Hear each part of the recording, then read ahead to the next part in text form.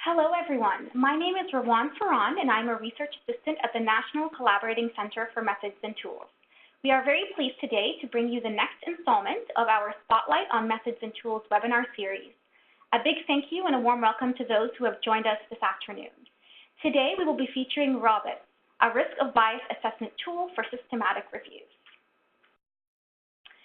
Before we get started, I'll quickly review a few housekeeping items.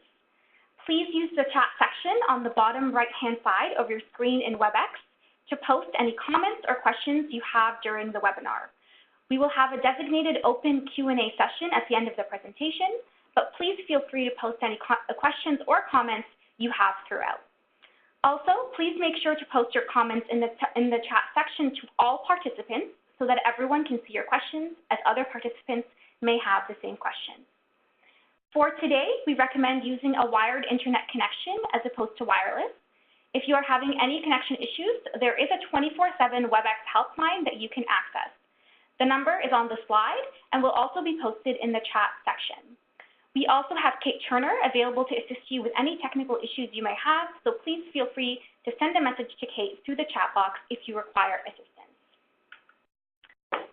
After today, the PowerPoint presentation for this webinar will be made available in English and French. The English audio recording will also be made available on our YouTube channel, and the link to that will be posted on our website. These resources can be accessed using a link posted in the chat section. We will try to have these posted within a week of today's presentation. So now we have our first of a few polling questions today. We'd just like to get a sense of the audience that's joining us. We're wondering how many people are watching today's session with you. Please let us know if you're joining by yourself, if there are several of your colleagues joining with you today, or if you're joining today as a large group. You can answer this question in the poll question panel located on the right-hand side of WebEx, and please remember to hit submit after you have selected your response. Now I'll just give everyone a few moments to answer the question. And I can see today that a lot of people are joining today by themselves. So thank you so much for joining us. All right. So next, I'd like to officially welcome everyone to the NCCMT Spotlight on Methods and Tools webinar series. As I mentioned, today we'll be featuring ROBIS, a risk of bias assessment tool for systematic reviews. We will post a link of our summary to this tool in the chat section, and we will also continue to post relevant links that come up throughout the presentation for you to access directly. Today's webinar will include a presentation from one of the developers of the ROBIS tool, as well as from a group who has used this tool in their own practice and has joined us today to share their experience. For those of you who may be familiar with the National Collaborating Center for Methods and Tools, or NCCMT for short, we are one of 6 national collaborating centers across Canada funded by the Public Health Agency of Canada. We here at the NCCMT are located at McMaster University in Hamilton, Ontario. While the other national collaborating centers focus on the use of evidence in specific public health content areas, we here at the NCCMT focus on improving access to and use of methods and tools for evidence-informed decision-making and knowledge translation across all areas of public health practice in Canada. So the NCCMT offers many different products and services that are available throughout our website, a few of which are listed on this slide. Many of you may be familiar with some of these. Today, we will be highlighting a tool that is located in our registry of methods and tools, but we would also like to note that the NCCMT offers a variety of online learning opportunities through our Learning Center. Now, we have our second polling question for today. We are wondering how many of you today are familiar with the tool we will be discussing. Either you are not familiar with the tool, you have heard of it before, or you've had a chance to actually use it in your own practice. Once you've selected your response, please make sure to hit submit at the bottom right-hand side of your screen. So as I can see here from the responses today, we have some people that are not familiar, but we also have a good number of people that have heard of the methods have heard of this tool, and we have a couple of people who've actually used it, which is great to see. So hopefully you can share some of your experiences with the tool when we have our discussion portion at the end of the webinar. That's excellent. Now I'd like to formally introduce our first presenter for today, Penny Whiting, a Senior Research Fellow at the University of Bristol and one of the developers of the ROBIS tool. Thank you very much, Penny, for joining us today. It is an honor to have you here presenting and sharing your work. So without much further ado, I will pass it on to you, Penny. Okay, thank you. So thank you for inviting me to present today. I'm going to be talking about ROBIS. I'm going to give you a bit of an introduction to why we felt the need to develop it, talk through some of the development processes, and then introduce you to the tool.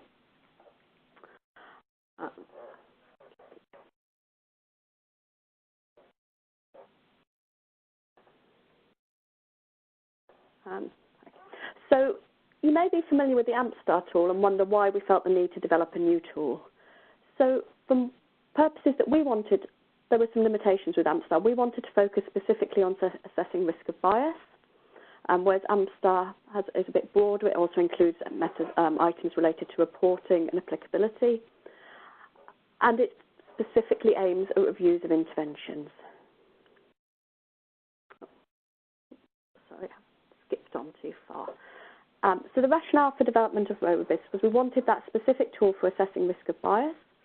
We wanted to avoid an overall summary rating, so we wanted to avoid summary quality scores, but still be able to come up with some overall rating of the risk of bias in each review. And we wanted to move away from a checklist approach, which more traditional older tools had used, to a more domain-based approach, similar to other more recently developed quality assessment tools like the QuadAS tool.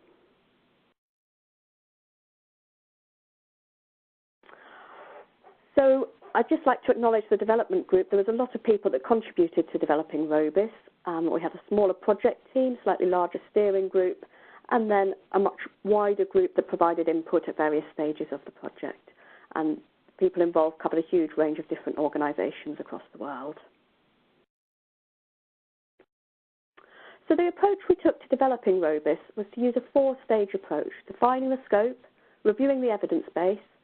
That information then contributed to a face-to-face meeting, which led to a first draft of ROBIS, and then moving on to piloting and refining to end up with our final version of the tool. So stage one, defining the scope. This was mainly done by the steering group and then taken forward to the face-to-face meeting for agreement from the wider group. So an initial decision was that we wanted to assess both risk of bias and applicability. And we came up with a definition of risk of bias, and that's really important to do early on in the development of a tool so we could determine exactly what we wanted the tool to detect. So our definition was that bias occurs if systematic flaws or limitations in the design, conduct or analysis of a review distort the review results or conclusions. We wanted to develop a generic tool. We didn't want to just focus on systematic reviews of effectiveness, but cover the full range of different types of reviews, so etiology, diagnosis, prognosis. And our target audience was guideline developments and overview and review authors.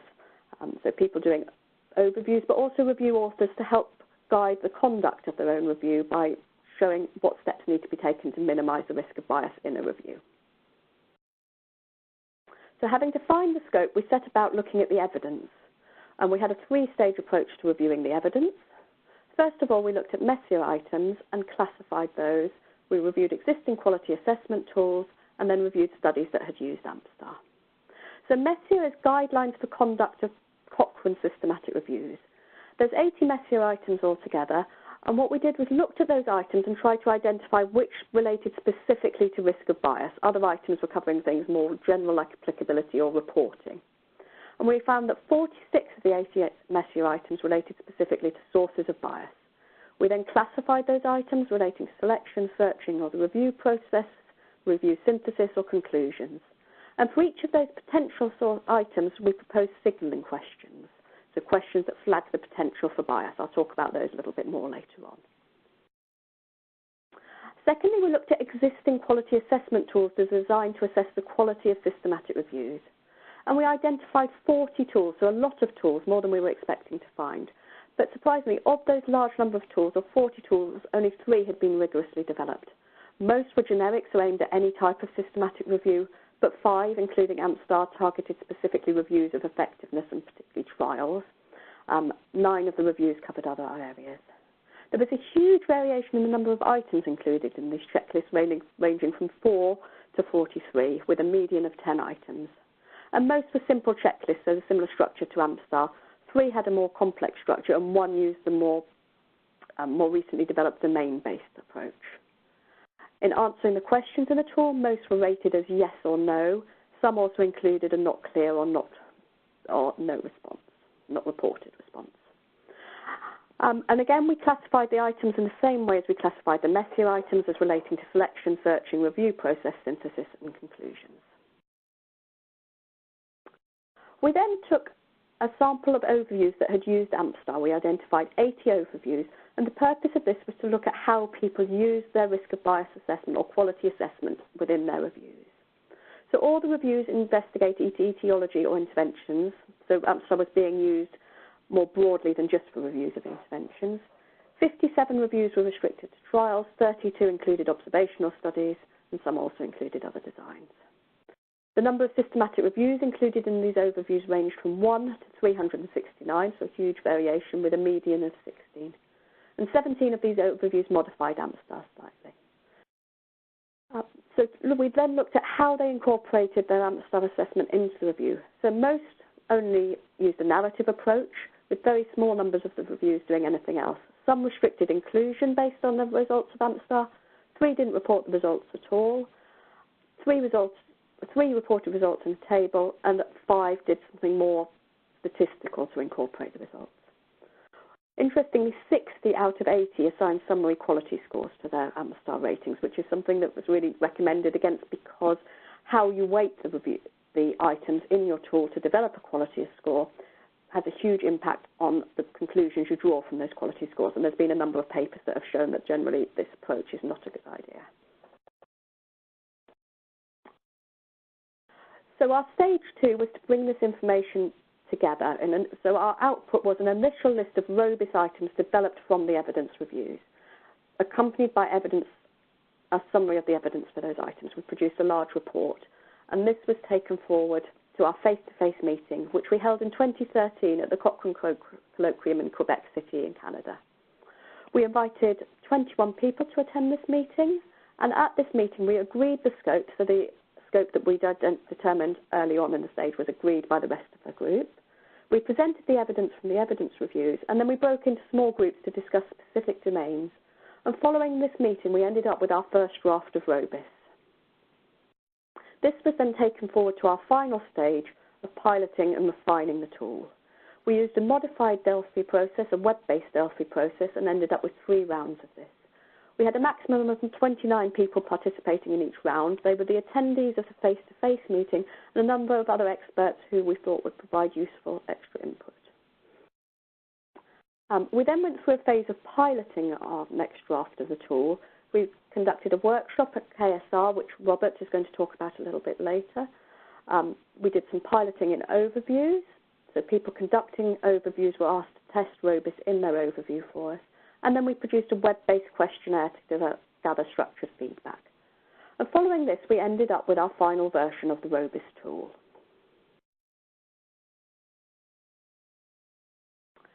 So the ROBIS tool is completed in 3 phases. As part of phase 1, we assess the relevance or the applicability to the question that's being answered.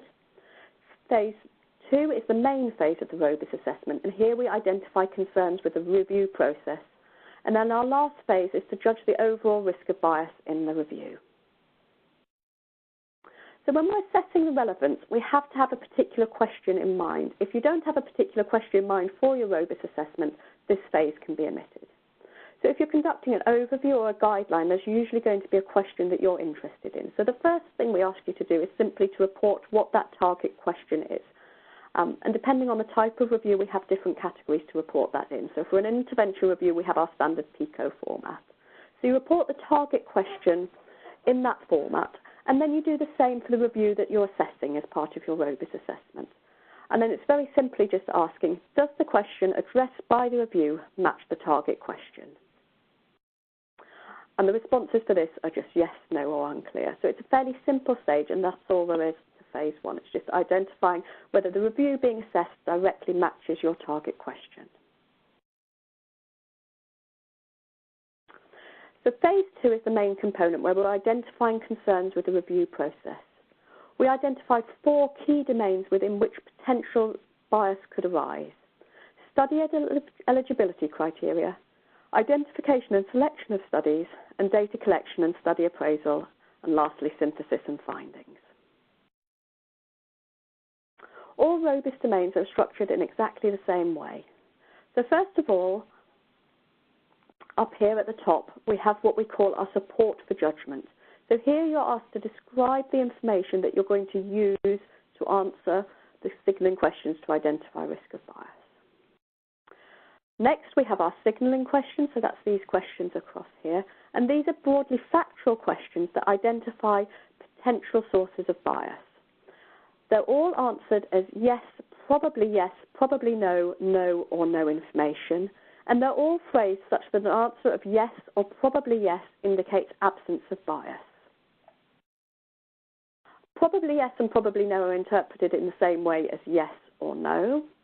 And we've included those ratings because often within the report of the review, there's not enough information for people to confidently answer yes or no to the questions, that they'd be happy to provide an answer of probably yes or probably no. So it's to allow a judgment or an answer to be made to these questions when there's not quite enough information reported for a confident answer. And that's much more useful than having lots of questions answered as no information. Next, we have our rating for that domain of concern for that particular domain, which is rated as low, high, or unclear. So getting the overall domain rating is informed by your signalling questions. If all signalling questions are answered as yes or probably yes, that means you haven't identified any concerns for that domain. If one or more signalling question is answered as probably no or no, then there's a potential for bias, and you then need to think, has this potential source of bias I've identified actually introduced bias? What people often get confused about is how to go from a probably no to a high risk of bias rating. Having more than one probably no doesn't make it more likely that it's high risk of bias. You really have to use your judgment to think, has the problem I've identified by the signalling questions resulted in bias within that review? And if you think that you've potentially identified a source of bias, then you rate that domain as high concern. And then lastly, we have our rationale for concern. So here you explain the rating here. So if they're all yeses and you've got a low here, you probably don't need a rationale for concern. If you've answered one or more probably no, you've answered it low, then you need to explain why you didn't think that potential source of bias identified has caused problems. If you've rated high risk of bias, you need to identify what that issue was that caused bias. And I'll use an example to show that a little bit later on.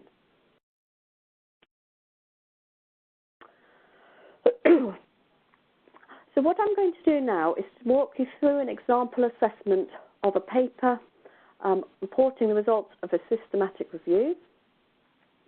And this was on the safety and efficacy of antibiotics compared with appendicectomy for treatment of uncomplicated acute appendicitis, and was published in the BMJ in 2012. Okay, so there's quite a lot of information on this slide, I'm afraid, but hopefully it will be helpful to see how a ROBIS assessment works in practice. So we're just looking at study eligibility criteria to start off with. So we're asked to describe the study eligibility criteria, any restrictions on eligibility, and whether there was evidence that objectives and eligibility criteria were pre-specified. So that's all the information we're going to need to answer these signalling questions. So this piece of text here was extracted directly for the paper. We've just copied and pasted in here because all the information we needed was in this paragraph. So the first question is, did the review adhere to predefined objectives and eligibility criteria? So what we're looking for here is some kind of evidence that there was a protocol and that the review authors followed that protocol. Often we'll see that the review was registered on a Prospero database, and then we can go back to the Prospero database to see what the objectives and eligibility criteria were and make sure that that followed through to the review. Or you may find that there's a published protocol available somewhere. Here there's no indication at all to suggest that there was or wasn't a protocol, so we've just simply answered this one, no information. This really is a situation where there wasn't any information. Then we have, were the eligibility criteria appropriate for the review question? And we've answered that as probably yes. The review question was comparing appendectomy with complete uncomplicated acute appendicitis, and the trials they've included appear appropriate for that. Then we have, were eligibility criteria unambiguous? And here we've answered probably no. And they've done a couple of slightly strange things here. We included studies with well-defined diagnostic and treatment protocols. So we're not really sure what well-defined means. That's ambiguous. People could manipulate that inclusion criteria, and that therefore has the potential to introduce bias. We then have, were all restrictions in eligibility criteria based on study characteristics appropriate? And what they've done here is restricted based on outcome. They've stated that they had to report at least 2 of the outcome measures mentioned below, and that seems like a really strange thing to do. Why would it not be of use if they just reported 1 of the outcome measures? That could still contribute to this analysis. So that's potentially manipulating the trials that are ending up included in the review. So we've rated that one as probably no. And lastly, we have, were any restrictions in eligibility criteria based on sources of information appropriate? So that's things like restricting to published studies or to English language studies or to studies that have got results in a suitable data format for analysis. And there aren't any restrictions in this related to eligibility criteria relating to sources of information. And so we've answered that as yes. So if there aren't any restrictions, that's always going to be answered as yes. So we've got 2 probably no's here. And thinking about them, we think they're potentially going to introduce bias, so we've come up with a high risk of bias rating. And then we've got our rationale for concern. So there's no mention of a review protocol or specification of review objectives. So that's just the information wasn't there. We don't know whether that's likely to introduce bias.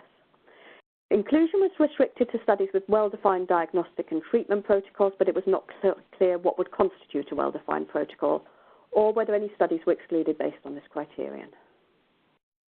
There were some concerns regarding the specification of eligibility criteria with related regards to outcomes, because studies were required to have reported at least 2 of the outcomes, and outcomes weren't clearly specified.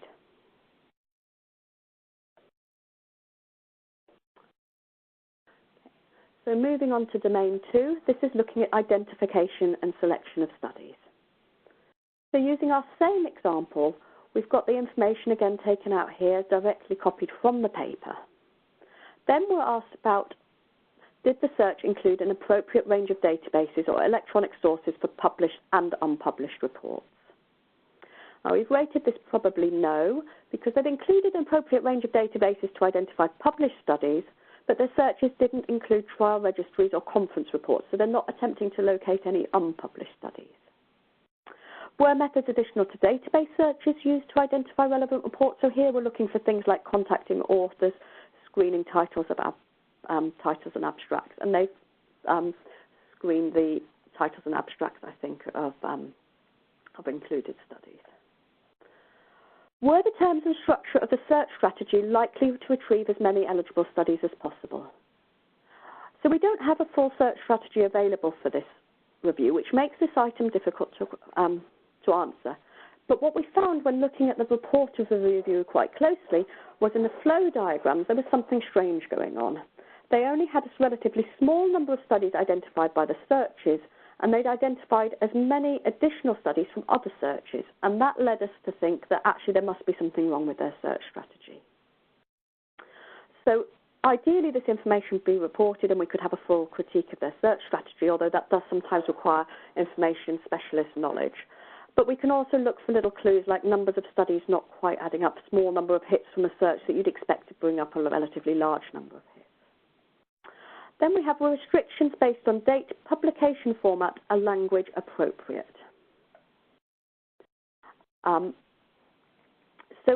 This one was quite difficult to answer, and often this question is just reported badly, or this item's reported badly in papers. So we put, it appears that the review was restricted to published studies, although this was not completely clear. It's up here, the search included all studies published between January 1966 and December 2011. So it's unclear whether they've just reported this badly and used the word published when they just mean any study reported in that time period, or whether they've really restricted to published trials. This shows some of the difficulty in applying ROBIS. It's often, if reviews aren't very clearly and well reported, then doing a risk of bias assessment on that review is not straightforward. And then lastly, we have where efforts made to minimise error in the selection of studies. So by selection of studies, we mean the process used to screen titles and abstracts or to assess full text studies for review. And here they've written something slightly strange again. Studies that met the inclusion criteria for the meta-analysis were assessed independently. So there's no information on that title and abstract screening stage or the full text screening stage properly. They're only just saying that the ones that were assessed for inclusion were assessed independently. So does that mean they've actually done proper double independent assessment, titles and abstracts and full text?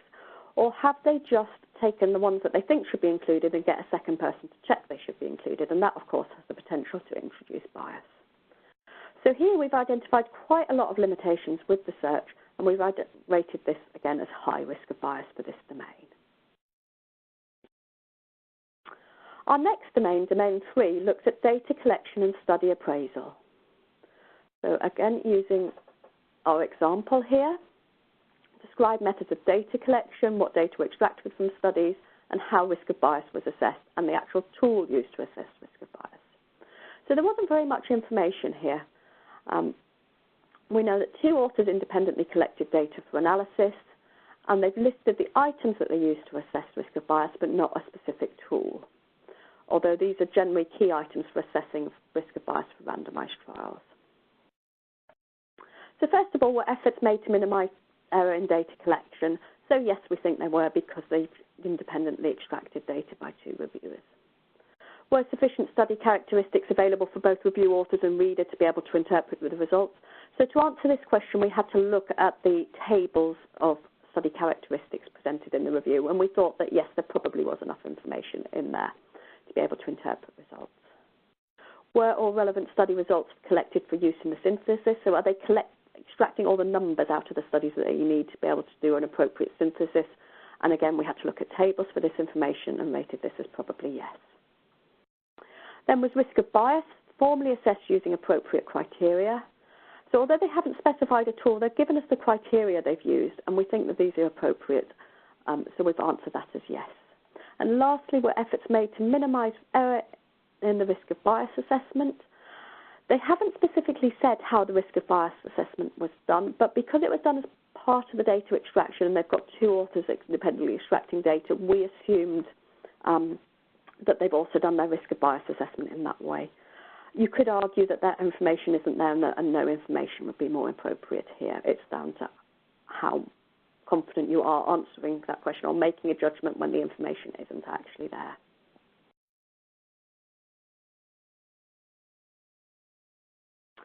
Next, we have domain 4, which is generally probably the most complicated domain to apply.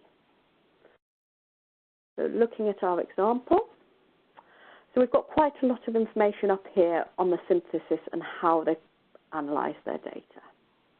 So the first question asked, did the synthesis include all studies it should? So given the analysis they've done, have they included all the studies contributed to that analysis? They haven't excluded studies from the analysis for any reason. And here we think, yes, they've probably done that. Were all predefined analyses reported or departures explained? So ideally for this question, you'd have a protocol and you could have a look and see what analysis they had intended to do and whether they have actually done that analysis. Actually here, even in this report, they've actually reported some methods in their methods section that then aren't available in the results section. So the methods considered synthesis of dichotomous outcomes and pre-specified that the synthesis would include treatment efficacy, but in the results they've only looked at the dichotomous outcomes. Then, was the synthesis appropriate given the nature and similarity in the research questions, study designs and outcomes across included studies? So was it appropriate to do a meta-analysis if a meta-analysis was done? If they haven't done a meta-analysis, was that appropriate? And here they've done a meta-analysis, and we thought that that was reasonable given the data. Next, we want to think about heterogeneity. Was between study variation minimal or addressed in the synthesis? And we've answered no to this because there was substantial heterogeneity for 2 of the 3 meta-analysis, and that wasn't addressed. There was no exploration of what might be causing that heterogeneity. Were the findings robust as demonstrated through funnel plot or sensitivity analysis? And we've answered that as no information, or there was only a very small number of studies, so it's arguable that probably funnel plots or public assessment of small study effects wouldn't be appropriate here. And lastly, were biases in primary studies minimal or addressed in the synthesis? So they didn't actually report the results of their risk of bias assessment in full, but they did use GRADE, and GRADE incorporates risk of bias assessment, but we don't actually know what the limitations in the studies were. That wasn't formally reported, so we've answered that one as no.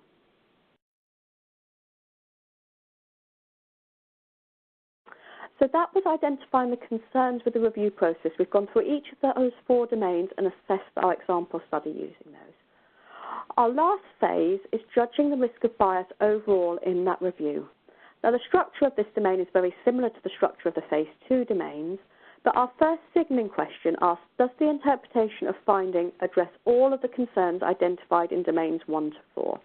So we have a potential here that you might identify a limitation with the review process, but in their discussions and in their conclusions, they acknowledge that limitation. And so we have a potential to still be low risk of bias overall, even though there may be some concerns with the review process. And then we have a couple of additional signaling questions on interpretations of review findings. So what we do, first of all, as part of phase 3, is we bring together all the information we've got from our phase 2 assessments. So this is what it looks like for our example study. So we can see we've got our domain level ratings for each of our phase 2 assessments. So we had assessed domains 1, 2, and 4 as high risk of bias.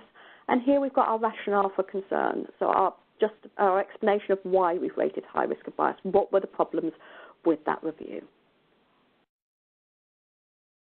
Then we're asked about the conclusions. So the information to report here in our support for judgment is describe whether conclusions were supported by the evidence. So they've got quite strong conclusions here. So our first question says, did the interpretation of findings address all of the concerns identified in domains 1 to 4? So we identified several concerns with with our phase 2 assessments, with 3 of the 4 domains and several issues within those domains. And our main concerns arising from this were potential for missed studies, either through a restricted search or ambiguous inclusion criteria, and uninvestigated heterogeneity in the synthesis. That's what we've identified as the main concerns with that study. And these were not addressed by the reviewed authors when drawing conclusions, so this signalling question A is rated as no. We then have a couple of additional signalling questions. Was the relevance of identified studies to the review's research questions appropriately considered? And we've answered that as yes, because they used GRADE, and GRADE assesses directness or applicability. And lastly, did the reviewers avoid emphasising results on the basis of their statistical significance? And we've answered that as probably no, because certainly in the abstract and the conclusions, they're highlighting the findings that were statistically significant without considering the full body of evidence appropriately. So we stated that the conclusions appear very firm given the limitations that the authors identified in the results. So that was our completed ROBIS assessment. This table here shows the full ROBIS tool in a single table. So you can see here we have our phase 2 domains, here we have the signalling question for phase 2, and here we have our potential concerns. Then we have our phase 3 assessment, so risk of bias in the review, our signalling questions, and our overall rating of risk of bias. We've come up with some suggestive methods that you might find helpful for presenting the results of your ROBIS assessment. Here we have a table. This may seem familiar for you. We use a very similar table for Quadas 2, and Cochrane have incorporated not identical but similar tables to these into the RevMan software. For primary studies, they don't have ROBIS incorporated into that yet. So what we can do is show our concerns identified as phase 2. We have green smiley faces for low concerns. We have red sad faces for high concerns, and we have a blue question mark for unclear. And then we have our overall risk of bias here. So is that review at high or low risk of bias? We also have this graphical display. Again, this is similar to the display for other tools like Quadas. And here, this just simply shows the proportion of reviews rated as high, low, or unclear for each of our phase 2 domains, and again, overall for risk of bias. And this is when you've assessed multiple reviews. We've come up with this new suggestion if you're just assessing a single review, kind of like a little stamp on the risk of bias in that review. So we have our phase 2 domains here, again, coloured in red, green, or blue, and then our overall risk of bias. And we use a slightly darker colour for the overall risk of bias. We did that also on this graph here, so that stands out just a little bit more than the phase 2 concerns. Okay, so thank you very much. I hope that was helpful. If you'd like any further information on the ROBIS tool, we have a paper reporting ROBIS, was published in Journal of Clinical Epidemiology in 2016, and we also have our own website which has links to the paper and also the resources that I just showed you for graphical and tabular display of the ROBIS assessments. Thank you very much. Thank you so much, Penny. That was great. We will open the floor up for questions shortly, so please feel free to send them along in the chat. But first, we do have a short presentation from Robert Wolf, the Deputy Director of Clayton Systematic Reviews Limited, or KSR, who was also involved in the development of ROBIS and will discuss their experience using the ROBIS tool with KSR. Thank you very much for being here today, Robert, and I'll pass it on to you. Thank you very much. And yep, I take over the slides. Just a second, please.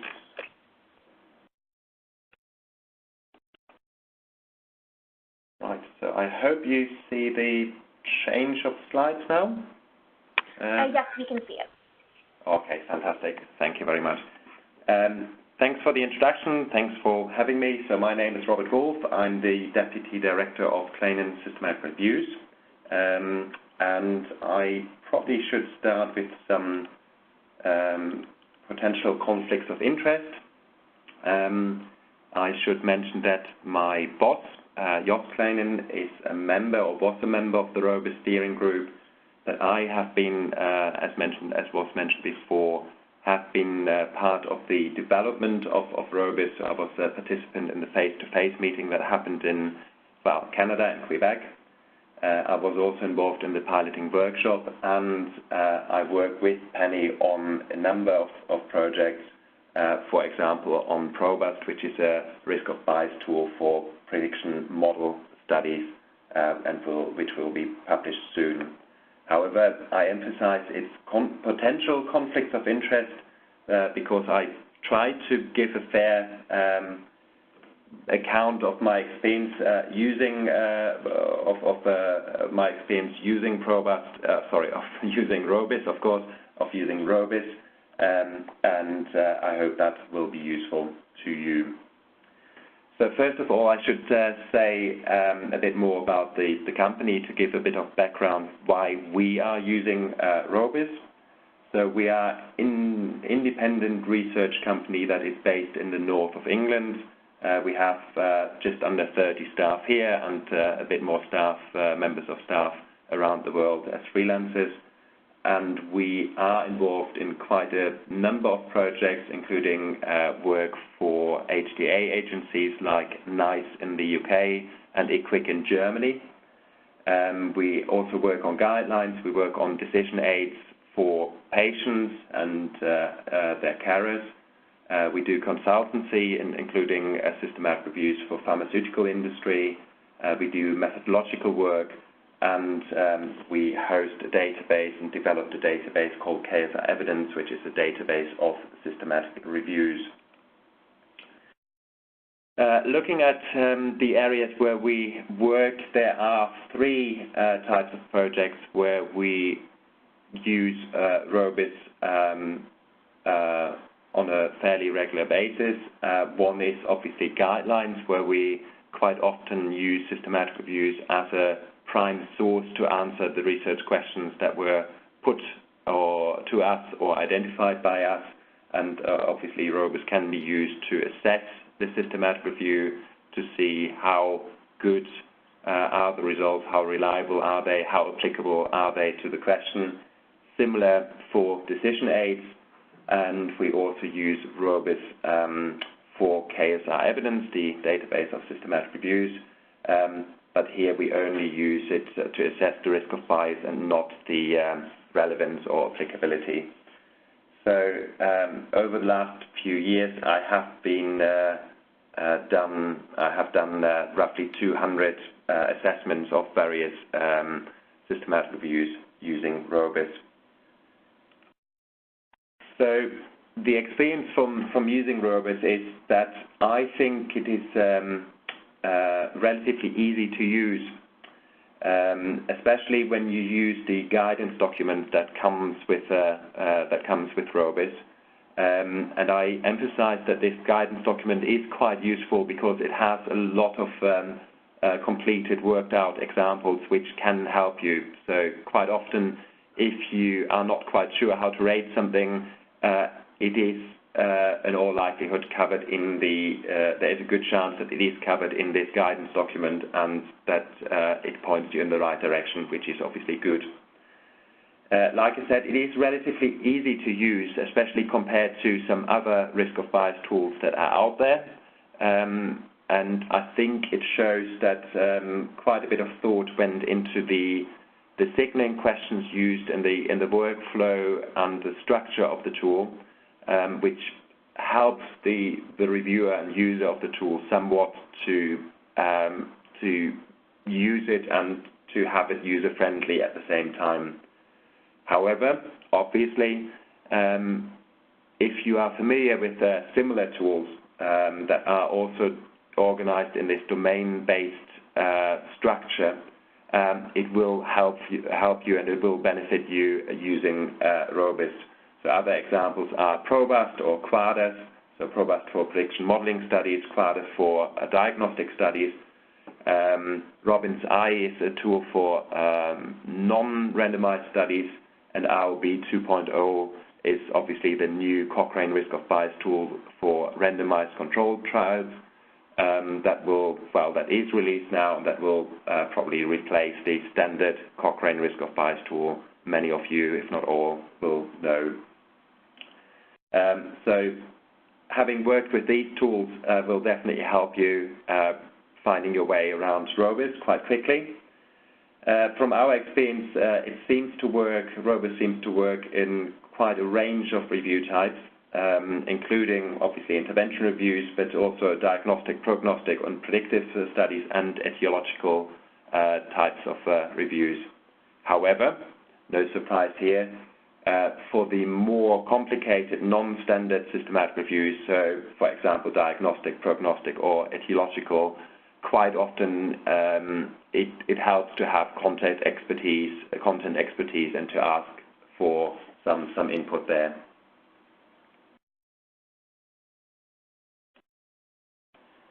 Right, to give you an example on how we use ROBIS, this is an example from that KSR evidence database that I mentioned. It's one of many summaries that are worked out and completed in there.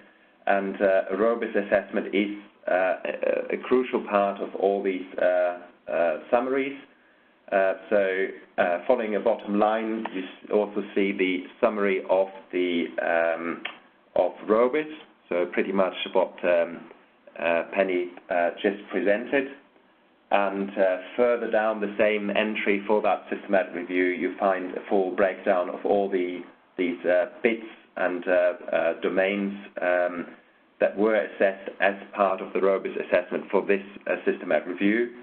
And what is quite useful in our view is that it is really transparent and it is documented how you came to a certain decision and what information went into your decision making and the rating of that domain, which is, in my view, a good thing about this domain-based structure and here in ROBIS as well. We found some common problems, and this is a poster some of my colleagues presented at the European Association for Health Information and Libraries only a few months ago.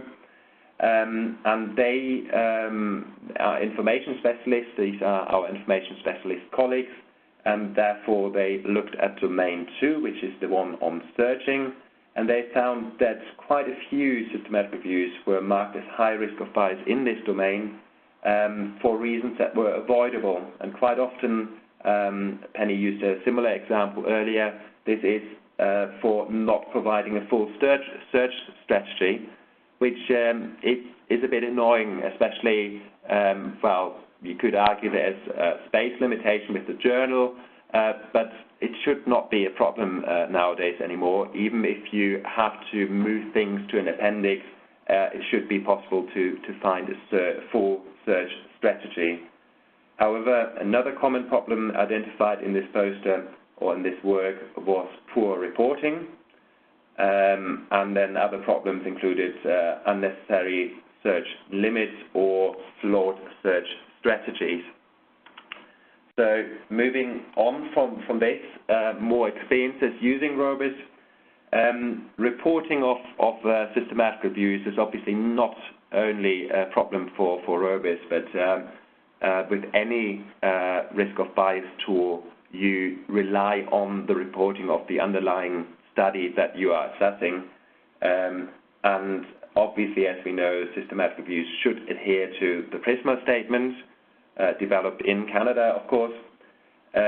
However, as we know, some authors are sloppy, or space restrictions are enforced by the journal that force authors to kick something out and shorten text, and quite often that happens in the methods part. Yeah, so the problem with reporting can obviously affect all domains, all signaling questions. So to give you one example, it could affect how you rate how the inclusion screening was done. Was it done by only one researcher, or was it done by two researchers independently?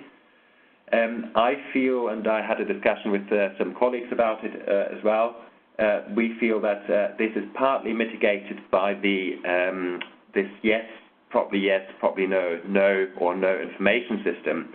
So I'll give you one example. When you have a systematic review that reports that the title and abstract screening was done by two people, and the data extraction was done by two people, and also the risk of bias assessment, but it is not clear whether the full text screening was also done by two people or by only one person, I think it is fair to assume to give a properly yes rating, given that all the other steps, similar steps, were done by two reviewers. We can't be sure, but this system basically allows to come off the fence a bit and to make a decision. Other problems we found, especially with first-time users or new users of less experienced users of ROBIS, is that both domain 1 and 2, so that's the domain on study eligibility criteria and the one on searching, have a signaling question where it basically refers back to whether there are any restrictions on the language. Ideally, you don't want to have a double counting, so let's say a study included only English language studies and no other language was included. That would theoretically show up in both these domains, but it should only be downgraded once.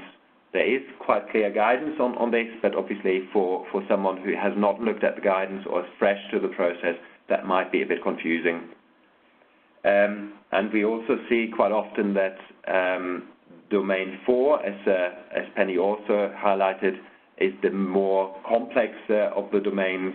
That's the one on analyses, and quite often it is fair enough to find a colleague with more experience in analysis just to get a second opinion. But I think that reflects what is also true to conducting systematic reviews, that ideally you should have a team with different skills and combine these skills to get to the best assessment. So I think that's reflected here. Probably a question a lot of people will ask is, how much time do I need to complete a ROBIS assessment? And some might now say, hang on a second, 10, 15 minutes, really? We have been listening to this presentation for 45 minutes or so, and we really can finish an assessment in 10, 15 minutes. I think it is possible because we usually do it as part of the data extraction of that systematic review anyway. So you spend time reading the methods, reading the results, extracting the bits and pieces you need anyway. And because you are so familiar and you know your way around and you already read the bits, once you have done that, the ROBIS signaling questions are relatively easy to complete, and it is fairly easy to identify the bits that you need to copy and summarize for the support for judgment box to support the decision making for the signaling questions. So in that sense, 10 to 15 minutes I think are realistic. However, obviously that depends on the topic. Sometimes the topic is really, really hard, or sometimes the paper is really, really long, not well structured. Then of course it might take longer. And that is basically a summary of my experiences with using ROBIS. Thank you very much. Thank you very much, Penny and Robert, for a great overview of how the ROBIS tool, and how it has been used in practice. We've reached the point in the webinar where we will open it up for questions. So please post any questions or comments that you may have for our presenters in the chat box, and we will relay them to the presenters and give them a chance to answer. So we do have some questions coming in, so I'll start with the first one. I understand that AMSTAR 2 incorporates non-randomized studies, but is not designed to address studies investigating exposure.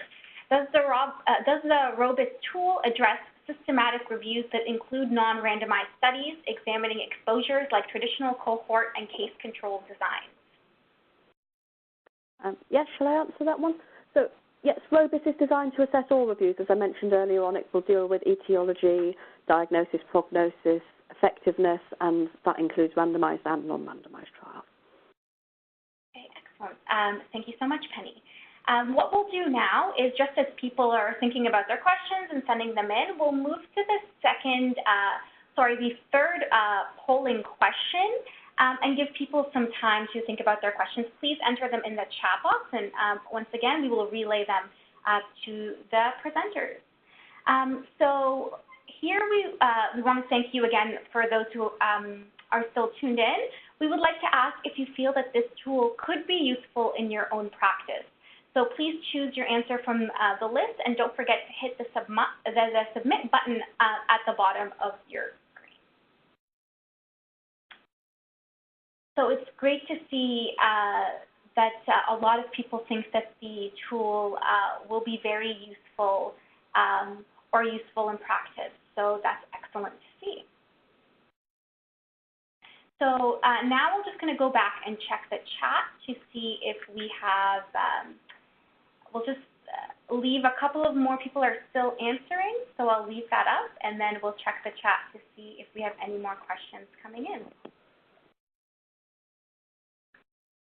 So as of right now, not any more questions, so I'll move on, but please feel free while we're concluding the webinar to pop in any questions that you do have for either Robert or Penny in the chat box, and we can answer them at any time.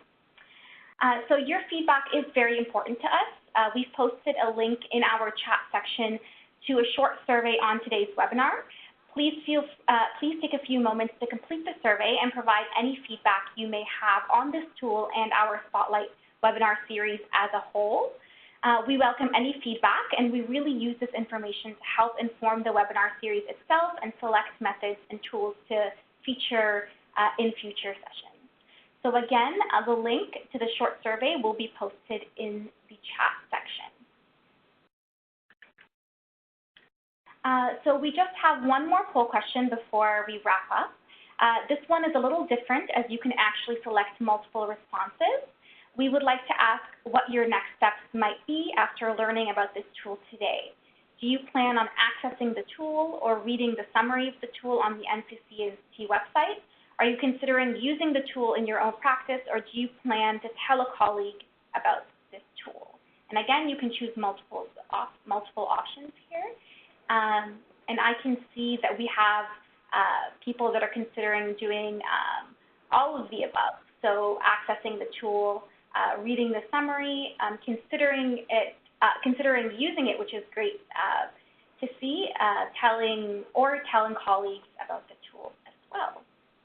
That is great. So I'll just leave it a little bit further for everyone to answer, and then I will check back in the chat box to see if we have any additional questions. And if there are questions that do pop into your head even after the webinar, please feel free to email them to us, and we can get them to Penny or Robert as well. So next, we'd like to invite you to share your story with us. So if you're using evidence-informed decision-making in practice, we really want to hear about it. We've included our email here on the slide, and it will also be posted in the chat box if you'd like to connect with us there to share your story, or if you need any support for evidence-informed decision-making. We'd also like to let you know that we host a number of webinar series. The Spotlight series you were a part of today features methods and tools in our registry presented by the author of the method or tool, as well as a user of the method or tool. Please keep a lookout for our next webinar in this series on the self-evaluation tool for action in partnership. I can actually see here that we have another question, so I'm just going to pause on that for a second and read the question here. If the systematic review we are assessing is not a meta-analysis, how do we judge overall risk of bias? So Penny or Robert, I'll throw that to both of you.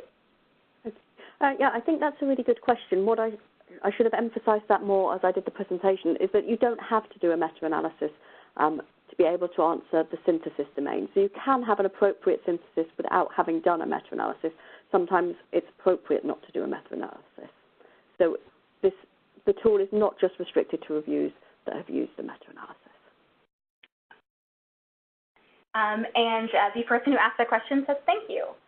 All right, so continuing on to the rest of our webinar series, we also have the topic-specific series, which features resources that can support evidence-informed decision-making in specific public health fields. We also have the Online Journal Club, which is a small group format webinar that gives you a chance to practice your critical appraisal skills with experts and peers. And lastly, we have the peer-to-peer webinar series, which allows you to engage with public health practitioners across Canada as they share their success stories of using or implementing evidence-informed decision-making in the real world. And for more information on these series and to sign up for sessions, you can visit the link posted in the chat section that goes to our webinar series page. All right. With that said, I wanted to give a big thank you to our presenters today and to everyone who joined in for the webinar. I will now pass it on to our presenters in case they have any final remarks before we sign off. I don't think so. Thank you very much for listening to us today. Thank you indeed. So I'll just check one more time to see if we have any final questions that came in. All right. So thanks again to everyone who joined and participated today. We hope to see you at our next webinar, and we hope that you all have a great rest of the day. Thank you so much.